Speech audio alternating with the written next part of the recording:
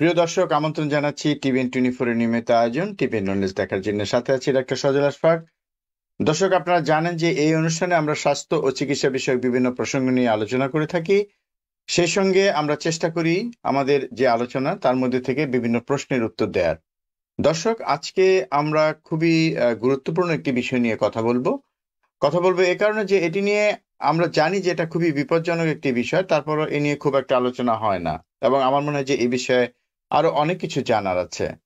আজকে যে বিষয়টি সেটি হচ্ছে ক্যান্সার, এবং আমরা আজকে যে বিষয়টি নিয়ে কথা বলবো সেটা গুরুত্বপূর্ণ এই কারণে আজকে আমরা কথা বলবো কিভাবে এই ক্যান্সারের ঝুঁকি প্রতিরোধ করা যায়।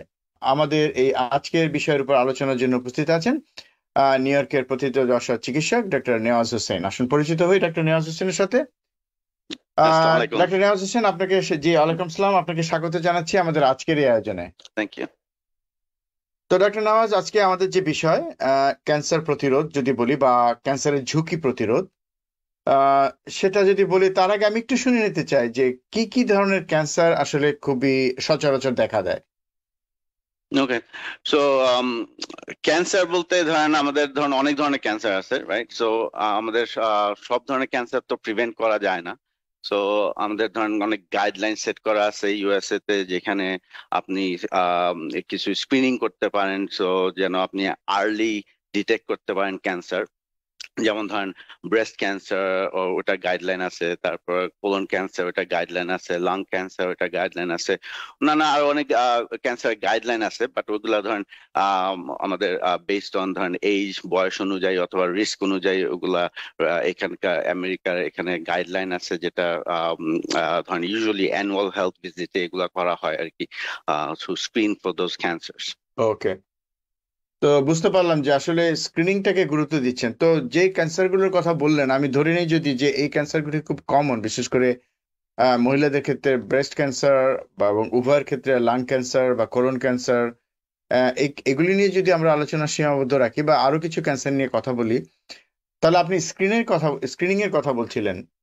তো এই স্ক্রিনিং এর পদ্ধতিটা কিরকম? মানে আমার প্রশ্ন হচ্ছে যে যখন একজন রোগী প্রাইমারি কেয়ার ফিজিশিয়ানের কাছে যান, প্রতি বছর যেসব পরীক্ষা নিরীক্ষা করেন, একটা অ্যানুয়াল চেক আপ যখন করেন, তার মধ্যেই কি এই ক্যান্সারের স্ক্রিনিং এর কিছু বিষয় থাকে, নাকি আলাদাভাবে আহ কোনো বিশেষ পরিস্থিতি হলে তখন স্ক্রিনিং টেস্টের দিকে যেতে হয়? না, সো অ্যানুয়াল হেলথ ভিজিটেই ধরেন আমাদের অনেক ধরনের গাইডলাইন্স আছে, যেখানে আমরা কথা বলি বয়স অনুযায়ী যে কোন কোন ক্যান্সার এখন তারা ডিউ। ধরেন অনেকগুলো আছে, ধরেন প্রত্যেক বছর আর কি স্ক্রিনিং করতে হয়, অনেকগুলো আছে এভরি 5 ইয়ার্স আর 10 ইয়ার্স এরকম করে স্ক্রিনিং করতে হয়। ইউজুয়ালি যেটা প্রবলেম দেখা যাচ্ছে আমাদের, স্পেশালি আমাদের বাঙালি কমিউনিটিতে দেখা যাচ্ছে যে অনেক পুশব্যাক, অনেক রেজিস্ট্যান্স থাকে যে টেস্টিং করার জন্য, কারণ তারা মনে করে যে সবাই মনে করে যে আমার তো কোনো সিমটম নাই, তাহলে আমি কেন এগুলা করবো? এক্স্যাক্টলি। হ্যাঁ, কিন্তু এখন স্ক্রিনিং মানেটা কি এটা বুঝতে হবে। হ্যাঁ, স্ক্রিনিং এর হুম হুম মানেটা হলো যে আর্লি ডিটেকশন, তাই না? আপনার কোনো হুম সিমটম হুম নাই, বাট বেসড অন আপনার বয়স অনুযায়ী আর রিস্ক ফ্যাক্টর অনুযায়ী আপনি হুম হুম আর্লি একটা টেস্ট করতে চাচ্ছেন, যেন কোনো প্রবলেম যদি থাকে ওটা আর্লি ক্যাচ করা যায়। কারণ আর্লি ক্যাচ এক্স্যাক্টলি। করা থাকলে তাহলে ধরেন হুম হুম আপনার কিওর রেট, এটা ট্রিটমেন্টটা একটু মোর অনেক বেশি অ্যাভেলেবল, মোর সহজ। ইজিয়ার। হ্যাঁ, হুম কিন্তু হুম ধরেন আমরা যদি মনে করেন অনেক ওয়েট করি সিমটমের জন্য, তাহলে it's already hmm hmm late. হ্যাঁ, কারণ তার মানে হুম এটা অলরেডি হয়তো অ্যাডভান্স পজিশন, অ্যাডভান্স স্টেজে চলে গেছে, যেখানে এখন ধরেন টেস্ট করলে মেবি একটা খারাপ নিউজ হুম হুম আসতে পারে আর কি। তো সেজন্য আমাদের বুঝতে পেরেছি, যেটা করা উচিত যে বুঝতে আমাদের পেরেছি। সবসময় স্ক্রিনিং গাইডলাইন্স গুলো ফলো করা উচিত, অ্যানুয়াল হুম হেলথে হুম যাওয়া উচিত, যেটা আমাদের পপুলেশন একটুখানি, আমি আমি আমার এক্সপিরিয়েন্স থেকে দেখতেছি একটু কম হচ্ছে কম। আর কি। জি। সেটাই। অনেক ধন্যবাদ ডক্টর নিয়াজ। আসলে আপনি ঠিকই বলেছেন যে স্ক্রিনিং টেস্টের ব্যাপারে যখন কিছু পরীক্ষা নিরীক্ষা দেওয়া হয়, যেগুলো দেখা যায় যে রুগীর সেই সময়ে সেই সংক্রান্ত কোনো রকম অসুবিধা থাকে না, তখন জি। তারা সেটা করতে চান না, এবং তারা প্রশ্ন করেন যে এটা আমি কেন করবো, আমার তো এই ধরনের কোনো সমস্যা নাই। আপনি ঠিকই জি। বলেছেন, জি। এটা একটা বড় সমস্যা। মানে এই যে আপনি ফাঁকে একটা কথা বলেছেন যে আপনারা সবার জন্য একটা স্ক্রিনিং টেস্ট হয়, তারপরও কিছু কিছু ক্ষেত্রে স্ক্রিনিং টেস্টটা বেশি গুরুত্বপূর্ণ এ কারণে যে যারা রিস্কের মধ্যে আছেন, ঝুঁকির মধ্যে জি। আছেন, যাদের মধ্যে রিস্ক জি। ফ্যাক্টর গুলো আছে, বা জি। বয়সের কারণে যারা রিস্কে আছে, এই রিস্ক ফ্যাক্টর গুলো তো অনেকগুলো রিস্ক ফ্যাক্টর, বয়সও একটা রিস্ক ফ্যাক্টর, জি। বা ফ্যামিলিয়াল হিস্ট্রি বা পারিবারিক ইতিহাস যদি থাকে কারোর মধ্যে যে পরিবারে ক্যান্সার আছে। তো এক্ষেত্রে আপনি যদি ওইটা আগে বলেন, তারপর আমরা আস্তে আস্তে আলোচনায় ঢুকি যে রিস্ক ফ্যাক্টর গুলো কি, মানে মানে মানে সব মানুষ, মানে যেটা আমি কমনলি যদি বলি যে সব ধরনের ক্যান্সারের জন্য কোনটা রিস্ক ফ্যাক্টর, এবং আলাদা আলাদা ভাবে স্পেসিফিক ক্যান্সারের জন্য কোনগুলো রিস্ক ফ্যাক্টর, একটু যদি বলেন। আচ্ছা, সো ধরেন রিস্ক ফ্যাক্টর এখন মোস্ট অফ দ্য টাইম যেগুলো দেখা যাচ্ছে স্টাডিজ করে, হুম যে রিস্ক ফ্যাক্টর ধরেন ফ্যামিলিয়াল যদি কোনো ক্যান্সার থাকে, মনে করেন কারো ফ্যামিলিতে ব্রেস্ট ক্যান্সার আছে, তাহলে তাদের রিস্ক অফ ব্রেস্ট ক্যান্সার একটু হাই। কারো হুম ফ্যামিলিতে যখন কোলন ক্যান্সার থাকে, তাহলে ধরেন মা বাবা ভাই বোন ওদের যদি কোনো কোলন ক্যান্সার হিস্ট্রি থাকে, তাহলে তাদেরও কোলন ক্যান্সার হওয়ার রিস্ক হাই। আম, তো ধরেন আপনার রিস্ক ফ্যাক্টর বলতে কিছু কিছু আছে আমাদের কন্ট্রোলে আছে, আর কিছু কিছু আছে আমাদের কন্ট্রোলে নাই। সো আমাদের হুম কন্ট্রোলে যেটা নাই, ধরেন এইজ, হ্যাঁ, অনেকগুলা ক্যান্সার আছে যেটা এই যে এইজের কারণে রিস্কটা বাড়ে। আর হুম আমাদের কন্ট্রোলে নাই ধরেন ফ্যামিলিয়াল হিস্ট্রি, ধরেন আমাদের হুম ফ্যামিলিতে হুম যদি কারো অলরেডি ক্যান্সারটা থাকে, ওটা আমাদের কন্ট্রোলে নাই। আমাদের কন্ট্রোলে নাই ধরেন জেনেরিক হিস্ট্রি, হ্যাঁ, সো অনেক ধরনের হুম হুম ক্যান্সার আছে এটা লিঙ্কস টু জেনেরিক হুম হুম প্রিডিসপোজিশন, ধরেন মনে করেন ব্রেস্ট ক্যান্সার। বাট কিছু কিছু জিনিস আছে যেটা আমাদের কন্ট্রোলে আছে, ধরেন স্মোকিং, হ্যাঁ, স্মোকিং ধরেন ওইটা লাং ক্যান্সারের সাথে যুক্ত, রাইট? সো স্মোকিংটা আমাদের হুম হুম কন্ট্রোলে আছে। তারপরে ধরেন ওয়েট, হ্যাঁ, অনেক ধরনের ক্যান্সার আছে যেটা ওয়েটের সাথে রিলেটেড, যারা একটু ওবিস ওভারওয়েট তাদের রিস্ক একটু হায়ার থাকে। হুম হুম সো হুম হুম হেলথি লাইফস্টাইল এগুলা ধরেন আমাদের কন্ট্রোলে আছে। সো এই ধরেন মনে করেন এন্ডোমেট্রিয়াল ক্যান্সার, ওভারিয়ান ক্যান্সার, এগুলো আর কি অ্যাসোসিয়েটেড, 60% এন্ডোমেট্রিয়াল ক্যান্সার ধরেন অ্যাসোসিয়েটেড উইথ ধরেন ওয়েট, হ্যাঁ।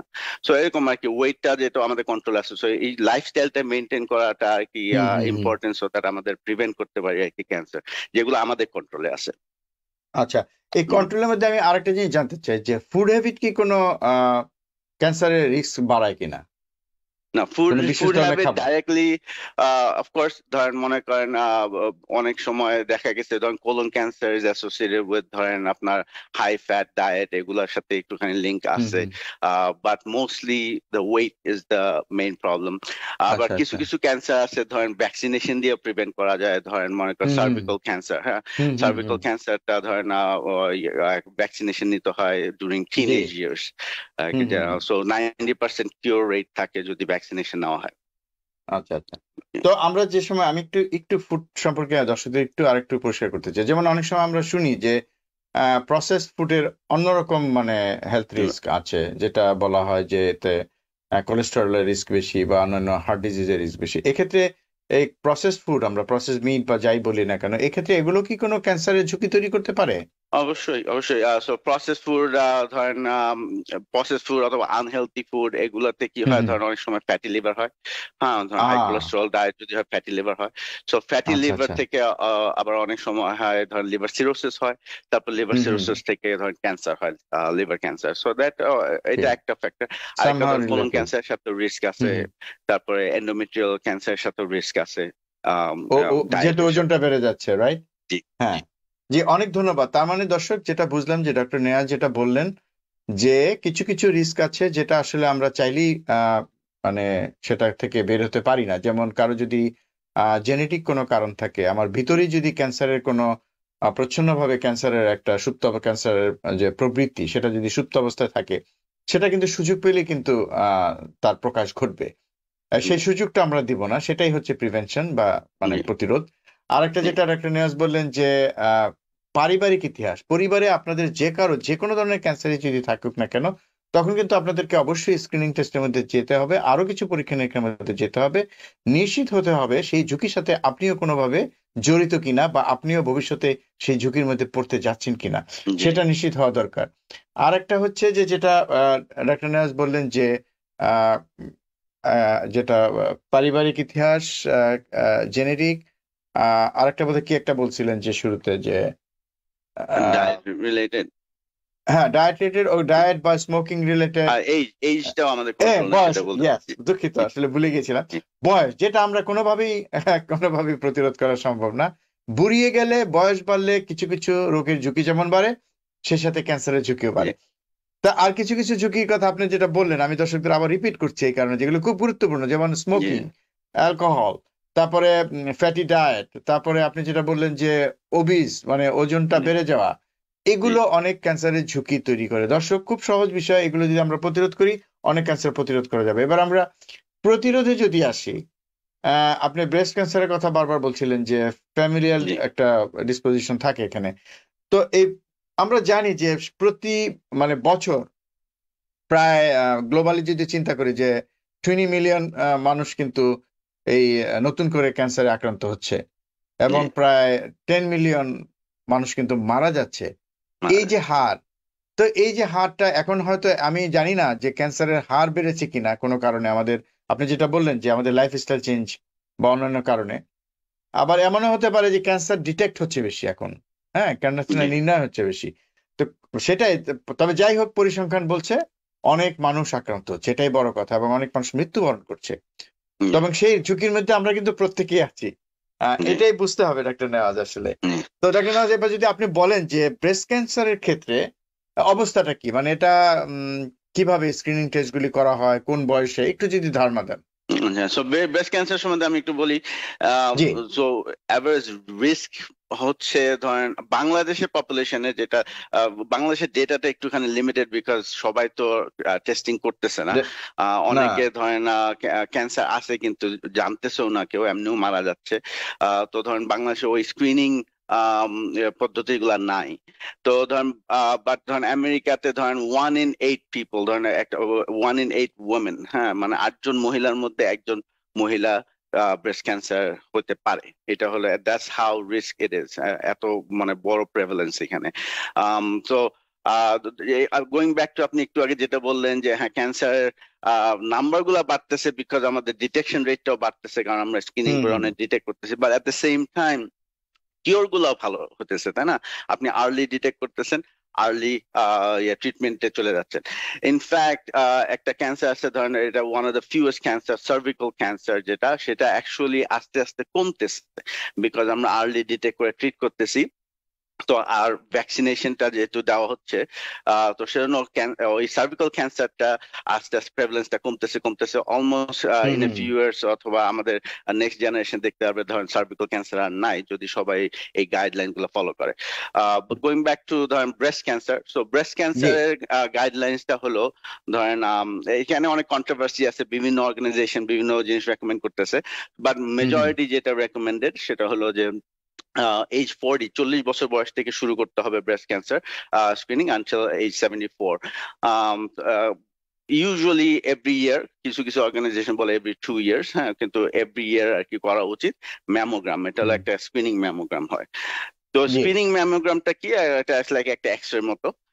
তারপর ওইখানে যদি কোনো কিছু অ্যাবনর্মালিটি পায় তাহলে ধরেন নেক্সট স্টেজ হবে ধরেন একটা 3D ম্যামোগ্রাম করা, অথবা ডায়াগনস্টিক ম্যামোগ্রাম করা, অথবা আল্ট্রাসাউন্ড করা। তারপর যদি কোনো সমস্যা হয় তো ওরা তখন বায়োপসি করে আর কি। So that's the step for screening breast ক্যান্সারের। আচ্ছা আচ্ছা, মানে বায়োপসিটা তো মানে সবার জন্য লাগবে না, যদি সেরকম সন্দেহজনক কিছু থাকে তখনই সন্দেহজনক বায়োপসিতে ওখানে যেতে হয়। একটা হ্যাঁ। স্কোরিং সিস্টেম থাকে। হুম ধরেন হুম। স্ক্রিনিং করবেন যখন ম্যামোগ্রাম, ওখানে আমরা হুম বলি হুম হুম। বায়োরাজ স্কোরিং। সো বায়োরাজ জি জি। স্কোরিং এর উপর নির্ভর করে যে এটা কি সাসপিশিয়াস কিনা, ক্যান্সারের লক্ষণ আছে কিনা, তখন বায়োপসি আছে করতে হয়। কিনা। Not everybody has to do it. অনেক সময় অনেক আচ্ছা। কিছু আছে ধরেন ম্যামোগ্রামে দেখা যায় যে একটা ম্যাস, তারপর ধরেন আল্ট্রাসাউন্ড করলে দেখা যাবে একটা সিস্ট। সো এগুলো হুম অনেক হুম। কমন আছে। ইন দ্য পাস্ট রেকমেন্ডেশন ছিল যে সেলফ এক্সামিনেশন করা, হ্যাঁ, হুম সো হুম, ধরেন আমি নিজে সেই নিজে। প্রসঙ্গে আসছিলাম যে জি যে সেলফ এক্সামিনেশন তো খুবই একটা ইম্পর্টেন্ট বিষয় ছিল। হ্যাঁ এখনো সেটা আছে কিনা, বা এ বিষয়ে যদি একটু ধারণা দেন। হ্যাঁ। তো সেলফ এক্সামিনেশন আগে এটা আমরা অনেক গুরুত্ব দিতাম, তারপর আস্তে আস্তে এটা গুরুত্বটা কমে গেছে। কয়েকটা কারণ আছে, ধরেন অনেকে ধরেন সেলফ এক্সামিনেশন করে ধরেন ছোট ছোট সিস্ট থাকলে ওরা খুব প্যানিকি হয়ে যায়।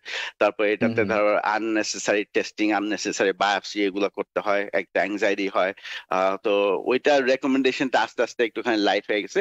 But it's also very important to do self examination, কারণ ধরেন আপনি নিজের বডি আপনি নিজে বুঝবেন যে কোনো চেঞ্জ আসছে কিনা। তখন যদি কোনো চেঞ্জ পান তাহলে ডেফিনেটলি ডাক্তার দেখাতে হবে অথবা টেস্টিং করতে হবে। অনেক ধন্যবাদ ডক্টর নিয়াজ।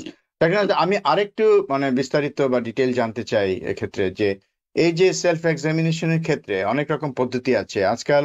আমি আপনার সূত্র ধরে বলতে চাই যে দর্শক, আপনারা যদি ইউটিউবে যান অনেক রকম ভিডিও কিন্তু দেখতে পাবেন, যে এবং অথেন্টিক অনেক ওয়েবসাইট আছে যেখানে দেখা যায় যে কিভাবে এই self examination of the breast করতে হয়, এবং আপনারা সেটা করতে পারেন নিজেরাই। তো ডক্টর নিয়াজের কাছে আমার যেটা প্রশ্ন, যে এই যে self examination of the breast যখন করবে না, তখন একজন মহিলা কি মানে যে ম্যাচটার কথা আপনার বললেন, যে যে ম্যাচটা থাকবে, সে ম্যাচের এমন কোনো ক্যারেক্টারিস্টিক্স বা চরিত্র আছে কিনা, যেটা ধরেন সেটা টেক্সচার বা কনসিস্টেন্সি সবকিছু মিলিয়ে তারা কি কোনো একটা ধারণা করতে পারবেন যে এই ম্যাচটা কিরকম বা কি রকম থাকতে পারে, বা যেটা হুম হলে খুবই দ্রুত তাদের চিকিৎসকের কাছে যাওয়া উচিত? হুম প্রথমত এনি ম্যাচ কোনো ধরনের ম্যাচ যদি থাকে ওটা ডেফিনেটলি চেক আউট হুম। করা উচিত।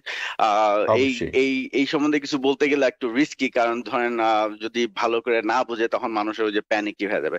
তো এমনি জি। যেটা ক্যারেক্টারিস্টিক ধরেন কোনো যদি নজল কোনো ম্যাচ যদি ফিল করা যায় যেটা ধরেন হুম ধরেন মুভ করা যাচ্ছে না, এক জায়গায় স্টাক হয়ে আছে, ওইটা একটা ব্যাড ক্যারেক্টারিস্টিক। তারপরে ধরেন অনেক সময় আহ, আহ, ব্যথা হয়, তারপরে অনেক সময় ব্রেস্টের নিপল থেকে ডিসচার্জ হয়, ধরেন নিপল থেকে হুম অনেক সময় ব্লাড ব্লাড বাইর হয়, সো এগুলো হলো ব্যাড সাইন। তারপরে ধরেন যদি ডেফিনেটলি যদি দেখা যায় যে ম্যাচটা 1 মাস আগে ছিল না, এখন হচ্ছে আর আস্তে আস্তে বড় হচ্ছে, তাহলে ওইটাও ব্যাড সাইন। তো এগুলো আর কি, that's what we have to look out for. আচ্ছা। তো আমরা যেটা অনেক সময় শুনি যে এই যে ম্যাস বা যে চাকা যদি স্তনে দেখা দেয় বা ব্রেস্টে দেখা দেয়, তো আমরা যেটা শুনি যে টিউমার বা ক্যান্সারের ক্ষেত্রে সেগুলা প্রথম দিকে বেশিরভাগই ব্যথাহীন থাকে, ব্যথা জি। হয় না। মানে এই কথাটা কতটুকু সত্যি? হ্যাঁ, ডেফিনেটলি। এখন ডিপেন্ডস, এটা সাইজ কতটুকু ওইটার উপর নির্ভর হুম হুম করে। কিছু কিছু যদি এগ্রেসিভ ক্যান্সার হয় তখন ওটা ব্যথা হওয়ার চান্সটা বেশি থাকে, বা বেশিরভাগ সময় ব্যথা হয় না। বেশিরভাগ সময় যেগুলো ব্যথা হয় ওগুলো হলো বিনাইন কন্ডিশন, ধরেন হুম হুম সিস্ট হয় ইউজুয়ালি মানুষের, মেয়েদের যখন মেনস্ট্রুয়েশন হয় তখন অনেক সময় সিস্ট হুম হুম হয়, হুম। যেগুলা একটুখানি ব্যথা হয়, আবার মেনস্ট্রুয়েশন হয়ে যাওয়ার পরে আবার ওইটা চলে যায়। তো এরকমও লিজেন আছে, বাট এনিথিং যেটা জি। ধরেন একটুখানি কনফিউশন থাকে ওটা ডেফিনেটলি চেক করা উচিত। হুম হুম, অনেক ধন্যবাদ। জি। আপনি যেটা বলছিলেন যে এই ব্রেস্ট এক্সামিনেশন করতে যে অনেকে যদি ঠিকভাবে না বোঝেন অনেক সময় হুম, প্যানিক হয়ে যেতে পারে, কিন্তু জানি। জি আসলে প্যানিক হয়ে যদি সচেতন হয় সেটা জি তো জি এক ধরনের ভালোই। জি কারণ জি প্যানিক জি হয়ে যদি সে দ্রুত ডাক্তার কাছে যায়, স্ক্রিনিং টেস্ট গুলো যেটা উনি জি অবহেলা করছিলেন সেটা যদি খুব দ্রুতই করে ফেলেন, হুম, তাহলে তো আসলে সেটা একটা ভালো দিক। জি তো ডাক্তার নিয়াজ, আমরা এরপরে পরবর্তী ক্যান্সার নিয়ে কথা বলবো, সার্ভিক্যাল ক্যান্সার নিয়ে কথা বলবো এবং সেটার জি। স্ক্রিনিং কথা বলবো। তো আমরা একটু বিরতিতে যাচ্ছি। দর্শক, সময় হলো বিরতি নেবার। বিরতির পর আবার ফিরে আসবো অনুষ্ঠানে। আশা করি ততক্ষণ আমাদের সাথেই থাকবেন।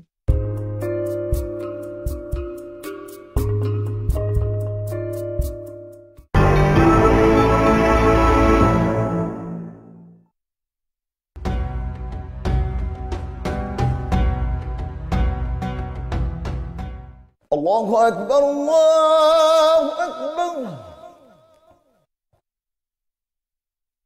الله أكبر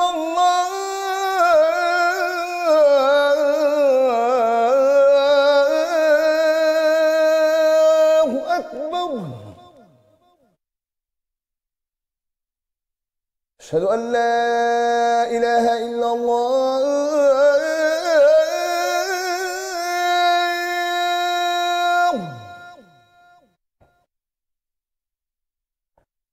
أشهد أن لا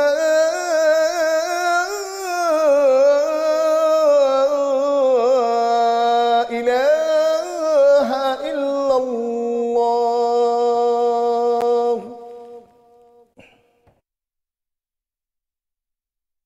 أشهد أن محمد رسول الله.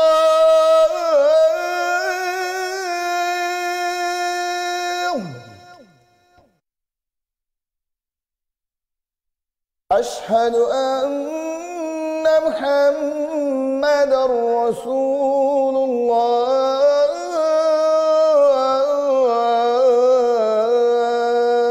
الله. حي على الصلاة.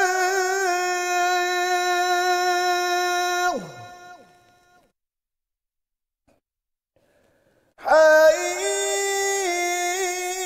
على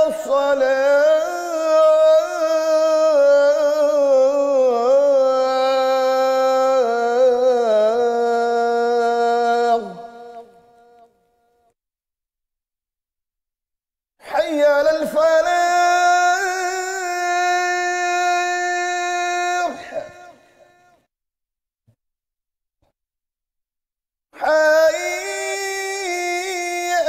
الفلاح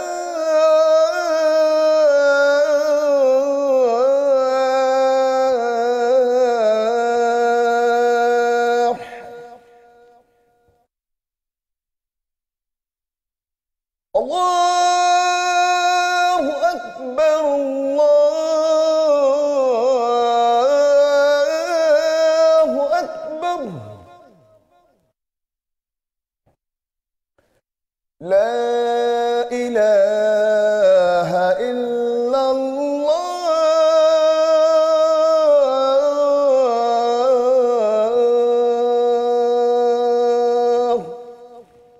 اللهم رب هذه الدعوة التامة والصلاة القائمة آت محمدا الوسيلة والفضيلة والدرجة الرفيعة وبعثه مقاما محمودا الذي وعدته إنك لا تخلف الميعاد হে আল্লাহ, এই পরিপূর্ণ আহ্বান এবং শাশ্বত নামাজের তুমি প্রভু। হযরত মুহাম্মদ সাল্লাল্লাহু আলাইহি ওয়াসাল্লামকে দান করো বেহেশতের সর্বোচ্চ সম্মানিত স্থান এবং সুমহান মর্যাদা, আর তাকে অধিষ্ঠিত করো শ্রেষ্ঠতম প্রশংসিত স্থানে, যার প্রতিশ্রুতি তুমি তাকে দিয়েছ। নিশ্চয়ই তুমি প্রতিশ্রুতির ব্যতিক্রম করো না। মাছওয়ালাই সেরা ইলিশ, রুই, মৃগেল, কাতল, রূপচাঁদা, চিংড়ি, সরপুঁটি। এই নেন মাছওয়ালার মাছ, স্বাদও পাবেন গন্ধও পাবেন। দেশি স্বাদের মাছ খেতে চান? মাছওয়ালার মাছ খান। মাছওয়ালা, দেশি স্বাদের দেশি মাছ আমেরিকার সকল দেশি গ্রোসারিতে পাওয়া যায়। ভাই, টুরিস্ট ভিসায় থাকার দিন তো প্রায় শেষ, কোনো ব্যবস্থাই তো হলো না। অনেকেই অ্যাসাইলামের কথা বলছে। আরে না, অ্যাসাইলাম ছাড়াও আরো অন্য রাস্তা আছে। অ্যামলোটাস স্কুলের ফ্লাশিং বা ম্যারাথন ক্যাম্পাসে গিয়ে স্ট্যাটাস চেঞ্জ করে F1 ইন্টারন্যাশনাল স্টুডেন্ট হয়ে যান। আমেরিকায় পড়তে, জীবন গড়তে। অ্যামলোটাস career school. Welcome to Tower Auto Mall. আমরা অফার করে থাকি DLC প্লেট সহ অথবা প্লেট ছাড়াই গাড়ি। Lease to own, vehicle starting at $379. No credit, no problem. আপনাদের সহায়তায় আছি আমি, Mostafa Tapu, general manager, tower auto mall. ঠিকানা 3110 Queens boulevard, long island city. Call 718-489-0349।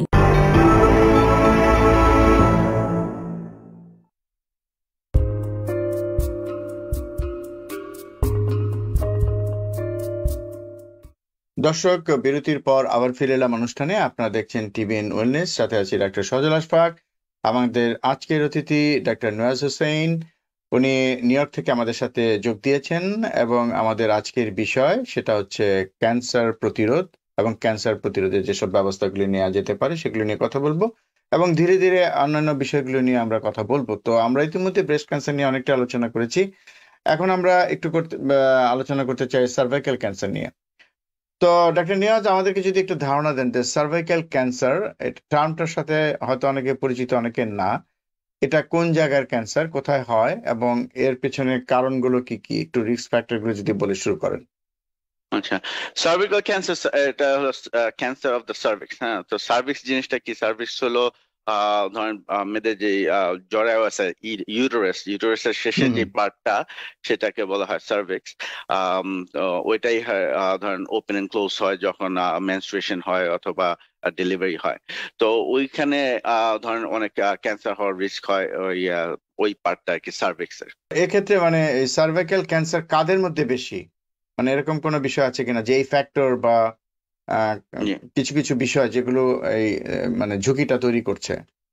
জি, তো সার্ভিক্যাল ক্যান্সার রিস্ক হলো most of the cervical cancer associated হয় একটা ভাইরাস থেকে,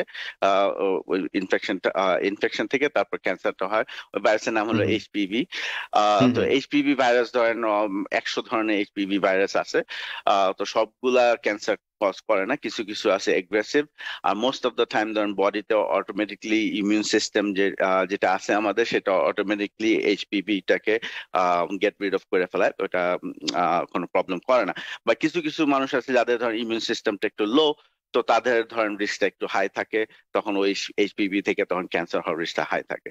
সো সেজন্য জেনারেল গাইডলাইন্স হলো ধরেন টিনেজ ইয়ার্স থেকে ধরেন ইভেন from age 9 থেকে শুরু করে ধরেন ভ্যাকসিনেশন। হ্যাঁ, ভ্যাকসিনেশন ওই যে এগ্রেসিভ কিছু কিছু ভাইরাস আছে ওইটার জন্য ভ্যাকসিনেশন আছে, যেটা ধরেন এজ 9 থেকে 26 ইয়ার্স পর্যন্ত এদের জন্য রেকমেন্ডেড। দ্য রিজন যে পরের ধরেন অ্যাবাভ 26 ওই 26 ইয়ার্স এর উপরে যারা আছে তাদের জন্য রেকমেন্ডেড না, এই কারণে বিকজ ওখানে দেখা যায় যে অলরেডি এভরিবাডি অলরেডি এক্সপোজার হয়ে গেছে, তখন ওইটার বেনিফিটটা কম থাকে। তো ইউজুয়ালি আর্লি যদি ভ্যাকসিনেশন হয় তাহলে বেনিফিটটা থাকে। আচ্ছা আচ্ছা, তো এই প্রসঙ্গে একটু বলি, আমরা এই হিউম্যান প্যাপিলোমা ভাইরাস সম্পর্কে শুনবো যে একটা সময় যে ধারণা ছিল, মানে বা এখনো ধারণাটা আছে কিনা বা সেটা ধারণাটা সত্যি কিনা আমি একটু আপনার কাছ থেকে জানতে চাই। সেটা হচ্ছে যে অনেক সন্তানের মা হওয়া বা আরো কিছু মানে মানে যথেচ্ছ মানে আমরা যদি বলি সেক্সুয়াল অ্যাক্টিভিটি বা যৌনাচার বা কোনো যৌন রোগ, এগুলোর সাথে কি এই সার্ভাইকাল ক্যান্সারের কোনো যোগসূত্র আছে কিনা, এগুলোর কারণে হয় কিনা? জি, সো ধরেন এইচআইভি যদি থাকে তাহলে রিস্কটা অনেক হায়ার থাকে। তারপর ধরেন আরো এসটিডি, ধরেন ক্লামিডিয়া ইনফেকশন যেটা আরেকটা সেক্সুয়ালি ট্রান্সমিটেড ডিজিজ, ওইটা থাকলে তখন রিস্কটা হায়ার থাকে। তারপরে ধরেন যারা অনেক সন্তানের মা তাদের রিস্কটা হায়ার থাকে। তারপর যারা আর্লি মেনস্ট্রুয়েশন শুরু হয়েছে, ধরেন অনেক ইয়াং বয়সে তাদের মেনস্ট্রুয়েশন শুরু হয়েছে, তাদের রিস্কটা হাই থাকে। এগুলো আর কি ধরেন একটু মোর রিস্ক করে। জি, বুঝতে পেরেছি, অনেক ধন্যবাদ। ধরেন একটা জেনেটিক ডিজিজ আছে যেটাকে বলে লিঞ্চ সিনড্রোম। তো লিঞ্চ সিনড্রোম কি হয়, ধরেন তাদের অনেক ধরনের ক্যান্সার হওয়ার রিস্ক থাকে। তো এটার মধ্যে একটা ধরেন সার্ভিক্যাল ক্যান্সার, কোলন ক্যান্সার, এগুলা। আচ্ছা, তো আপনি যেভাবে বলছিলেন যে ব্রেস্ট ক্যান্সারের ক্ষেত্রে একটা বয়সের পরে আপনারা এনকারেজ করেন যেটা মেমোগ্রাম করার জন্য, তো এক্ষেত্রেও মানে স্ক্রিনিং টেস্ট গুলো কি কি, মানে কি কি ধরনের স্ক্রিনিং টেস্ট আছে? আচ্ছা, তো এটাকে বলা প্যাপ স্মিয়ার। সো এটা ইউজুয়ালি গাইনোকোলজিস্টরা করে। তো রেকমেন্ডেশন হলো ফ্রম এজ 21 যখন হবে, 21 থেকে 29 পর্যন্ত ধরেন এভরি 3 ইয়ার্স জিওআইএন এর সাথে ভিজিট করতে হয়। তারপর তারা প্যাপ স্মিয়ার করে। তো প্যাপ স্মিয়ারটা কি হলো, একটু স্যাম্পল নিয়ে তারপরে দেখবে যে কোনো সেলগুলো কোনো চেঞ্জ হয়েছে কিনা, যেখানে ক্যান্সারের চান্স হাই থাকে। তারা এইচপিভি টেস্টও করবে। তারপরে 30 ইয়ার্স এর পরে ধরেন এভরি 3 ইয়ার্স করতে হবে প্যাপ স্মিয়ার। আর ধরেন এইচপিভি তখন এভরি 5 ইয়ার্স পর করলেও হয় আর কি। সো ওইটাকে বলে কো টেস্টিং, মানে ধরেন একই সাথে দুইটাই টেস্ট করবে, ধরেন এইচপিভি আছে কিনা আর ধরেন সেলগুলো কোনো চেঞ্জ হয়েছে কিনা। ওকে, তো আপনি শুরুতে যেটা বলছিলেন যে এইচপিভি বা হিউম্যান প্যাপিলোমা ভাইরাসের গুরুত্বটা বোঝাতে চাচ্ছিলেন যে এক্ষেত্রে অনেক ক্ষেত্রেই ক্যান্সার হয়, এবং যে কারণে আপনি একটা কথা বলছিলেন যে এটা মানে আর্লি বয়সে এই ভ্যাকসিনটা, এটা যে ভ্যাকসিনটা সেটা নেওয়া উচিত। তো এই ভ্যাকসিনটা কি, মানে আমি মানে আমেরিকার কথা জানতে চাই বা স্পেশালি নিউ ইয়র্ক স্টেটের কথা জানতে চাই যে এই ভ্যাকসিনটা কি মানে ইন্স্যুরেন্স কভার করে? হ্যাঁ, সো রিগার্ডিং এই পুরো ক্যান্সার স্ক্রিনিং এর ব্যাপারে বলি, যেটা হলো যে সব ইন্স্যুরেন্স কভার করবে এনি সর্ট অফ স্ক্রিনিং যদি গাইডলাইনের মধ্যে পড়ে। ধরেন ভ্যাকসিনেশন, তারপরে ম্যামোগ্রাম, সবকিছু এটা দে হ্যাভ টু কভার। হ্যাঁ, এটা হলো গাইডলাইন্স, এটা সব কোনো ইন্স্যুরেন্স এটা ডিনাই করতে পারবে না। অনেক ধন্যবাদ, অনেক ধন্যবাদ। তো এই যে এইচপিভির যে ভ্যাকসিনটা, মানে এটা কটা ভ্যাকসিন নিতে হয়? তো ইউজুয়ালি দুইটা ভ্যাকসিন নিতে হয় আর কি, সিরিজ। জি, আমি যদি আবার রিপিট করেন যে আর্লি এজ বলছিলেন, যে কোন বয়স থেকে নেওয়া সবচেয়ে ভালো, কোন বয়সে নেওয়া? এটা আগে ছিল এজ 11 থেকে, এখন ওরা এজ 9 থেকে শুরু করছে। ধরেন এখন এজ 9 থেকে এই ভ্যাকসিনেশনটা নিতে পারে। তো প্রথমটা যদি 9-এ নেয়, সেকেন্ড ডোজটা কতদিন পরে বা কত মাস পরে?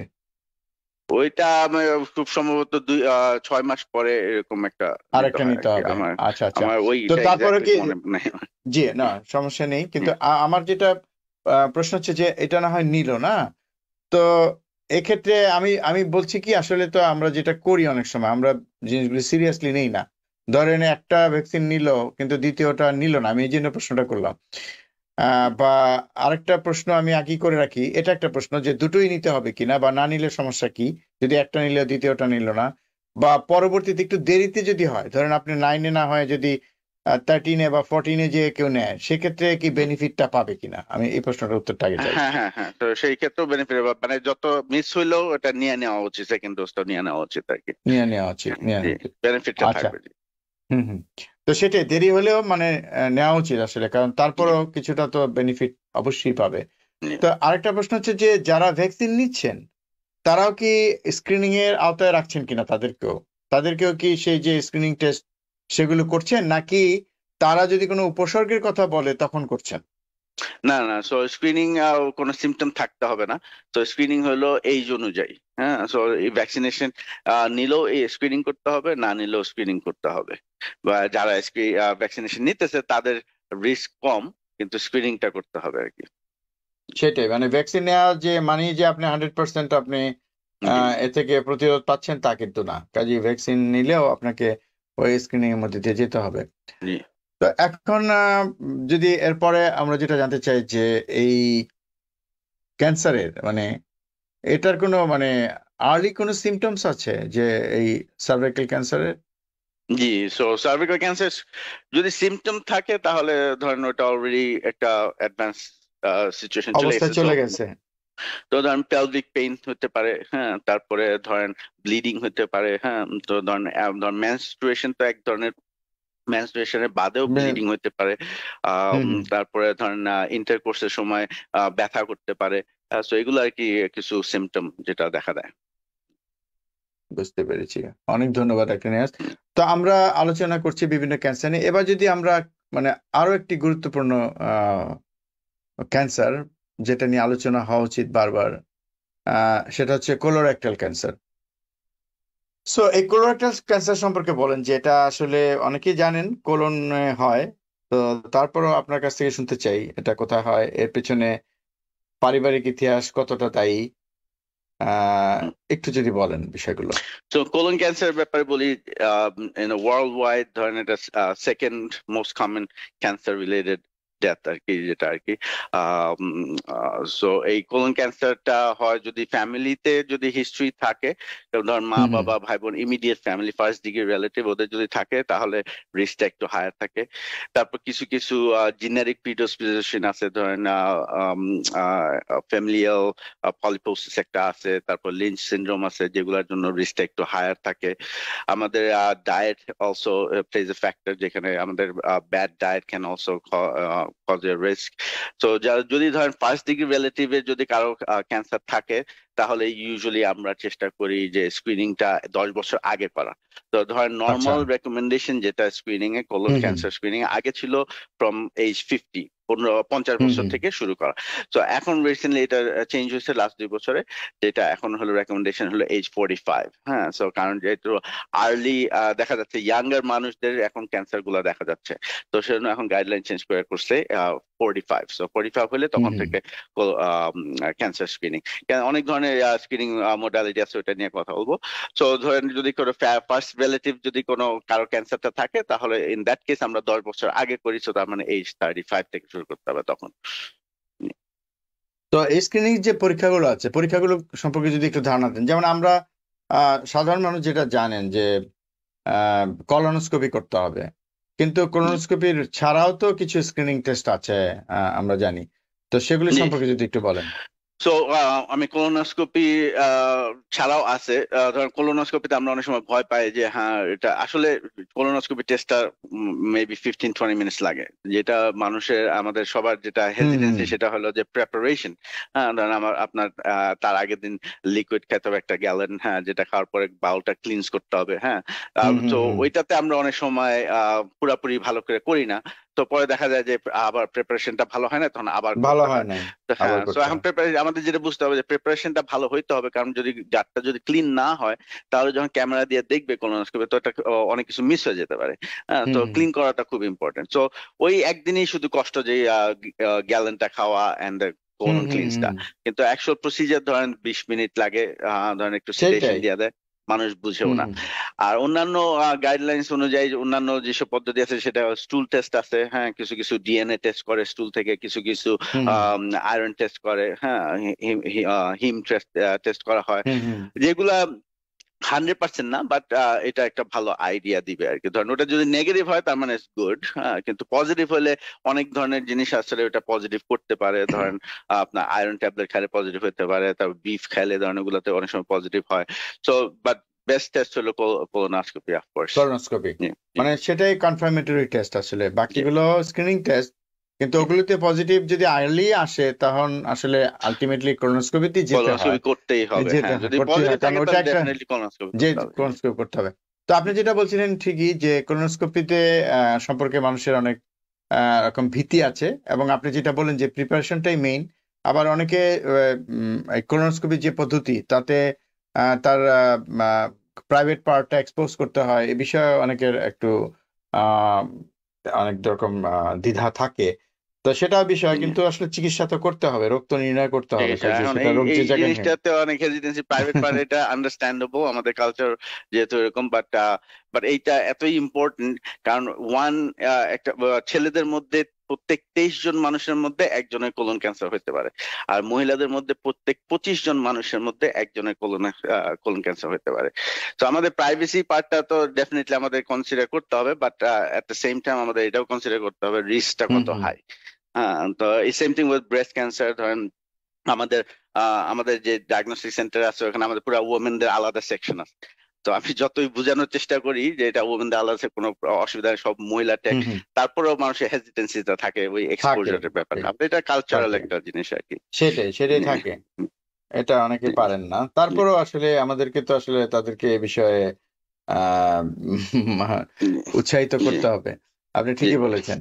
এবং আপনি আরেকটা যেটা আমার মনে হয় যে আপনি প্রিপারেশনের কথাটা বললেন, এটা খুবই গুরুত্বপূর্ণ, যে অনেকেই এই যেন ভাবে প্রস্তুত হয়ে যান, এবং ওই যে বাউলটা ক্লিন করা, এটা একদমই সুন্দরভাবে ক্লিন না হলে তো প্রত্যেকটা অংশ ডাক্তার যদি দেখতে না পারেন, সন্দেহজনক জায়গাগুলো তো আসলে মিস হয়ে যাবে, তাই না? সেগুলো দেখা যাবে না। এবং তো এই কোলোনোস্কোপিতে আমি আরেকটু অ্যাডভান্স জানতে চাই যে এই কোলোনোস্কোপিতে ধরুন আপনি যেটা বলছিলেন যে চেঞ্জ যদি পাওয়া যায়, ধরেন কোনো পলিপ যদি পাওয়া যায়, বা আর কোনো চেঞ্জ যদি পাওয়া যায়, কোনো একটা গ্রোথ পাওয়া যায়, তো সেক্ষেত্রে কি মানে কি করেন? মানে যিনি কোলোনোস্কোপি করছেন তিনি কি সাথে সাথে এটা কেটে নিয়ে আসেন, বা কিছু একটা চিকিৎসা দিয়ে দেন, বায়োপসি করেন, নাকি ওইটা রেখে যান, পরবর্তীতে আবার যেতে হয়?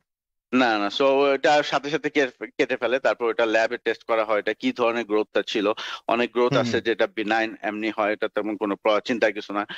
বা ইউজুয়ালি যদি পলিপ থাকে তাহলে ধরেন ডিপেন্ডস ওটা সাইজ কিরকম, ওটা টেক্সচার কিরকম, ওটার উপর নির্ভর করে। তাহলে ধরেন আবার কোলোনোস্কোপি করতে হবে 3 বছর পরে অথবা 5 বছর পরে, ইউজুয়ালি 5 বছর পরে। অলসো ডিপেন্ডস যে কতগুলা পাইছে আর কি, বা ওটার সাথে সাথে কেটে ফেলা হয় আর কি। তার মানে হচ্ছে যে প্রথমবার কোলোনোস্কোপি করার পরে তখন কি পাওয়া গেল সেটা একটা বড় বিষয়। তো সেক্ষেত্রে আপনি যেটা বলছিলেন, যদি কোনো পলিপ পাওয়া যায় বা অন্য কোনো গ্রোথ পাওয়া যায়, সেটাকে তারা কেটে নিয়ে আসবে এবং বায়োপসি করতে পাঠাবে, এবং সেটার যে রিপোর্ট সেটার উপর নির্ভর করছে যে তার পরবর্তী চিকিৎসা কি হবে, বা পরবর্তীতে কখন আবার এই যে কোলোনোস্কোপিটা উনি রিপিট করবেন। হ্যাঁ, এই বিষয়টা সেটার উপর নির্ভর করছে। এবং এটা তাদের হয়তো কারো ক্ষেত্রে হয়তো প্রতি বছর, কারো 2 বছর, 3 বছর, 5 বছর, মানে এটা আপনারা নির্ধারণ করবেন তার অবস্থার অনুযায়ী, নির্ভর করে। এক্স্যাক্টলি, সেটাই। তো এটা একটা গুরুত্বপূর্ণ বিষয়। তো অনেকে হয়তো ভাবেন যে আমি তো একবার করেছি 2 বছর আগে, 3 বছর আগে, এখন আমার দরকার কি? কিন্তু তখন তার ডায়াগনোসিসটা কি ছিল সেটাও তো একটা গুরুত্বপূর্ণ বিষয়। এই বিষয়গুলো আসলে বোঝার আছে। যদি কোনো পলিপ না থাকে তাহলে 10 বছর পরে, 10 বছর, এক্স্যাক্টলি, তাও 10 বছর পরে তাকে করা উচিত। সেটা একটা বিষয়, যে এমন না যে আর করতে হবে না। এই স্ক্রিনিং টেস্টগুলো এই কারণে এনকারেজ করা হয়। তো অনেক ধন্যবাদ ডাক্তার নেওয়াজ হোসেন। তো আমরা যদি পরবর্তী ক্যান্সারটা নিয়ে একটু আলোচনা করি, যেটা আরো একটা কমন ক্যান্সার, লাং ক্যান্সার। এবং আমরা লাং ক্যান্সারের অনেক রকম রিস্ক ফ্যাক্টরের কথা জানি। তারপর আবারও শুনতে চাই, যেটা আছে জেনেটিক, বংশগত প্রভাব, বা সেটা তো আছেই, তার বাইরেও যদি আমি বলতে চাই না, আপনার মুখ থেকে শুনতে চাই যে লাং ক্যান্সারের ঝুঁকি বা কি ফ্যাক্টর গুলো আছে যেগুলো লাং ক্যান্সার তৈরি করতে পারে। না, 85% লাং ক্যান্সার স্মোকিং থেকে হয়। এটা ধরেন actually number 1 cause of cancer related death আর কি। সো এটা এতই সিরিয়াস। এতদিন আমাদের এই লাং ক্যান্সার স্ক্রিনিং এর কোনো গাইডলাইন ছিল না। তো লাস্ট 10 ইয়ার্স ধরে একটা গাইডলাইন নতুন আসছে। তো গাইডলাইনটা হলো যারা কারেন্ট স্মোকার, যারা স্মোক করতেছে ধরেন লাস্ট 20 বছর ধরে, আগে ছিল 30 বছর, তো ওইটাও আবার এখন চেঞ্জ করছে, লাস্ট 20 বছর ধরে যারা স্মোকিং করতেছে, অথবা আমরা বলি 20 প্যাক ইয়ার, মানে হলো একটা প্যাকেট করে 20 বছর খাচ্ছে, অথবা ধরেন হাফ প্যাকেট করে ধরেন 40 বছর খাচ্ছে, এরকম যদি হয় এটাকে বলা হয় 20 প্যাক ইয়ার্স। তো 20 প্যাক ইয়ার্স যদি যারা স্মোকিং করতেছে, অথবা যারা আগে করতো 20 প্যাক ইয়ার্স হয়েছে কিন্তু কুইট করছে ধরেন লাস্ট 10 বছর আগে, 5 বছর আগে, সো লিমিট হলো 15 ইয়ার্স। যদি লাস্ট 15 বছরের আগে স্মোক করে তাহলে স্ক্রিনিং করতে হবে না, কিন্তু লাস্ট 15 বছরের মধ্যে যদি কুইট করে থাকে তার বয়স যদি 50-এর উপরে হয়, 50 থেকে 80, তাহলে তাদের সিটি স্ক্যান করতে হবে। এটাকে বলা হয় low dose CT scan. So এটা অল্প রেডিয়েশন দিয়ে করতে হয়। ওটা তখন সেম থিং কোলোনোস্কোপের মতো, এটা ডিপেন্ড করে যে কি পায়। যদি কোনো ধরনের নজল পায়, নজল মানে ধরেন ছোট ছোট গ্রোথ যদি পায়, তাহলে ডিপেন্ড করে এটা সাইজের উপরে, তখন আবার হয়তো করতে হবে। আবার অনেক সুগুলো আছে ধরেন বিনাইন, তো ধরেন প্রত্যেক বছর একবার করে আর কি সিটি স্ক্যান করতে হবে। অনেক ধন্যবাদ ডাক্তার নিয়াজ। তো ডাক্তার নিয়াজ, যেটা আপনি স্মোকিং এর কথা বলছিলেন যে প্রতি বছর 30 প্যাক যদি স্মোক করে, তার মানে কি বিষয়টা এরকম যে যে বেশি পরিমাণ সিগারেট পান করবে তার ক্ষেত্রে ঝুঁকি বেশি, বা এমনকি যে না, যে অল্প অল্প করে পান করছেন কিন্তু এই দীর্ঘ সময় ধরেই করছেন, তার মধ্যেও একই ঝুঁকি বা কম ঝুঁকি? না, ঝুঁকি তো সবারই আছে। এখন ওই যে যেটা প্যাকেটটা আমি আরেকবার বলি, ধরেন আপনি 1 প্যাকেট করে প্রতিদিন খাচ্ছেন ফর 10 ইয়ার্স, তাহলে এটাকে বলা হয় 10 প্যাক ইয়ার্স। আর আপনি যদি ধরেন হাফ প্যাকেট করে যদি খাচ্ছেন 10 ইয়ার্স, তখন এটাকে বলা হয় 5 প্যাক ইয়ার্স। তো গাইডলাইন যেটা, সেটা হলো 20 প্যাক ইয়ার হিস্ট্রি। হ্যাঁ, সো ধরেন মনে করেন 20 বছর ধরে 1 প্যাকেট করে সিগারেট খাচ্ছেন এভরিডে, তাহলে এটাকে বলে 20 প্যাক ইয়ার্স। আর যদি ধরেন আপনি 20 বছর ধরে হাফ প্যাকেট করে খাচ্ছেন, তাহলে এটা হলো 10 প্যাক ইয়ার্স। তখন আর করতে হবে না, মানে সিগারেট তো অবভিয়াসলি কুইট করা উচিত, বাট কথা হলো তখন তারা they don't fall in that category আর কি। সো নিয়ম হলো যে 50 বছর হতে হবে আর 20 প্যাক ইয়ার হিস্ট্রি থাকতে হবে। আর যদি কেউ আগে কুইট করে ফেলায়, তাহলে ওই কুইট যেটা করছে ওইটা 15 বছরের মধ্যে হতে হবে। আর যদি 15 বছর বেশি কুইট হয়ে যায়, তখন রিস্কটা অলরেডি কমে যায়। ধরেন যারা আগে স্মোক করছে 15 বছর আগে, তাদের রিস্কটা একটু কম। আপনি যেটা বলতে চাচ্ছেন যে আমরা যখন বলি না যে ধূমপান ছেড়ে দিন, আসলে আপনি যখনই ধূমপান ছেড়ে দিবেন তখন থেকেই আপনার ঝুঁকিটা কমতে থাকবে। হ্যাঁ, তো এটা একটা বড় বিষয়, কারণ আপনারা যখন এই যে ঝুঁকিটা হিসাব করছেন, তখন সেটা আপনার হিসাবের মধ্যে নিচ্ছেন যে উনি কখন থেকে পুরোপুরি ছেড়ে দিয়েছেন। অনেক ধন্যবাদ ডক্টর নিয়াজ। তো দর্শক, এই বিষয়গুলো খুবই গুরুত্বপূর্ণ। আপনারা যদি একটু অনুধাবন করেন যে স্মোকিং এর ক্ষেত্রে আমরা জানি যে স্মোকিং শুধু যে মানে লাং ক্যান্সার করে তাই না, আরো অন্যান্য ক্যান্সারও শরীরে করতে পারে, অনেক ক্যান্সার করতে পারে। তো ডক্টর নিয়াজ, আমাদের একটু যদি আমাদের হাতে আর মিনিট 2 মতো সময় আছে, তো আপনি যদি আমাদেরকে বলেন যে আসলে এই এটা প্রিভেনশন কি, আমরা তো সেটা নিয়ে আলোচনা করছি, এই ঝুঁকিটা কিভাবে দূর করব? না, তো লাং ক্যান্সারের ক্ষেত্রে প্রিভেনশন তো ডেফিনেটলি ধরেন আপনার স্মোকিং ওটা ছেড়ে দেওয়া, বা ওভারঅল লাস্ট যেটা বলতে যাচ্ছি যে সবকিছুই ধরেন প্রিভেনশন আছে, বাট ধরেন আপনার হেলথি লাইফস্টাইল যেগুলো আমাদের কন্ট্রোলে আছে সেগুলো আমাদের সবসময় করতে হবে। যেগুলো কন্ট্রোলে নাই সেটাও আপনাদের সিরিয়াসলি নিতে হবে, সেজন্য গাইডলাইন গুলো দেওয়া আছে। তো আমাদের বাঙালিদের মধ্যে আমাদের যেটা হেজিটেন্সি আছে সেটা আমি ক্লিয়ার করতে চাচ্ছি যে ধরেন সিমটমের জন্য ওয়েট করলে হবে না। যে আমার কোনো সিমটম নাই, এটা আমরা অনেক সময় চিন্তা করি, বা সিমটম আমি যেটা আমার পেশেন্টদেরকে বলি, সিমটম যদি থাকে তার মানে অলরেডি লেট হয়ে গেছে, অলরেডি ক্যান্সার হয়ে গেছে। হ্যাঁ, তো আর্লি ডিটেকশন আমাদের ফোকাস করতে হবে, প্রিভেনশনে ফোকাস করতে হবে। কারণ ইনফ্যাক্ট মনে করেন ব্রেস্ট ক্যান্সার ওমেনদের জন্য এটা অনেক বড় একটা ক্যান্সার, অনেক ঝুঁকি একটা ক্যান্সার, কিন্তু কথা ব্রেস্ট ক্যান্সার কিউর রেটটা আবার অনেক ভালো। আর্লি যদি ডিটেক্ট করেন তাহলে মানে কিউর রেট অনেক ভালো, কিন্তু লেটে যদি ডিটেক্ট করা হয় তাহলে কিউর রেটটা অত ভালো না। তো এই জন্য আমাদের সবার ফোকাস করতে হবে যে কিভাবে প্রিভেন্ট করা যায়, আর প্রিভেনশনের জন্য স্ক্রিনিং করতে হবে, অ্যানুয়াল হেলথ টাইম মতো যেতে হবে। এটাই হলো আমার মেইন কথা। অনেক ধন্যবাদ।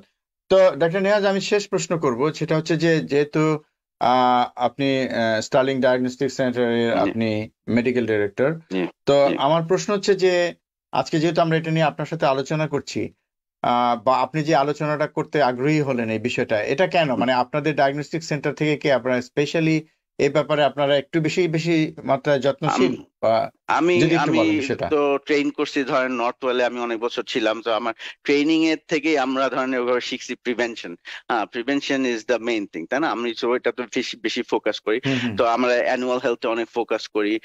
আমাদের ধরেন আমাদের কালচার দিকটা দেখেই আমরা ধরেন সেট আপটা এমন করা হয়েছে যেখানে মেয়েদের জন্য পুরো আলাদা সেকশন আছে, যেখানে ম্যামোগ্রাম যেন মানুষের কোনো হেজিটেন্সি, কারণ আমাদের মুসলিম কমিউনিটি এটাও চিন্তা করতে হবে। তো আমাদের একটা আলাদা সেকশন আছে যেখানে কোনো ছেলে মানুষ যেতে পারে না। তো এরকম সিস্টেম করা আছে। তো আমি যেটা ফেস করতেছি যে দেখি তারপরও অনেকের হেজিটেন্সিটা থাকা যায়, হ্যাঁ, যে না আমি করবো না, আমার কোনো সিমটম নাই, এখন করবো না, এরকম আর কি। তো আমার কথাটা ওইটাই যে যদি এখন না করেন তাহলে ইট মাইট বি টু লেট আর কি। ইট মাইট বি টু লেট। অনেক ধন্যবাদ। আপনার কথা দিয়ে শেষ করি যে আসলে সময় মতো যদি না করেন তাহলে কিন্তু হয়তো বা যা আপনার মধ্যে যে রিস্ক গুলি থাকে, ঝুঁকিগুলো থাকে, আপনি কিন্তু ক্যান্সার আক্রান্ত হয়ে পড়তে পারেন। তখন কিন্তু আপনাকে চিকিৎসার মধ্যে যেতে হবে, এবং তাও ভালো যদি আর্লি ডায়াগনোসিস হয় সেক্ষেত্রে চিকিৎসাটা সহজ হবে। অনেক ক্ষেত্রে উনি বললেন যে ডাক্তার নেওয়ার যে 100% কিউর রেট সেক্ষেত্রে। তো আমরা আরো আলোচনা করব, আরো আলোচনা করার ছিল, আসলে সময় শেষ, বিদায় নিতে হচ্ছে। তো ডাক্তার নিয়াজ হোসেন, আপনাকে অনেক ধন্যবাদ আপনার মূল্যবান সময় দেওয়ার জন্য। Thank you so much. দর্শক, এতক্ষণ যারা আমাদের সাথে ছিলেন আপনাদেরকে অনেক অনেক ধন্যবাদ। আমরা চেষ্টা করেছি ক্যান্সারের স্ক্রিনিং সম্পর্কে, বিশেষ করে ক্যান্সার প্রতিরোধে যেসব পরীক্ষা নিরীক্ষাগুলো করা দরকার এবং অ্যানুয়াল চেক আপের মধ্যে সেগুলো অন্তর্ভুক্ত আছে। আপনারা শুধু আগ্রহী হয়ে চিকিৎসককে জিজ্ঞেস করে যদি সেগুলো করেন তাহলে কিন্তু অনেক ক্যান্সারের ঝুঁকি কিন্তু আমরা এড়িয়ে যেতে পারি এবং অনেক ক্যান্সার থেকে আমরা রেহাই পেতে পারি, আমরা যদি একটু সচেতন থাকি, সচেষ্ট হই এই ব্যাপারে। সবাই ভালো থাকবেন, সুস্থ থাকবেন। আগামীতে দেখা হবে অন্য কোনো বিষয় নিয়ে। আল্লাহ হাফেজ।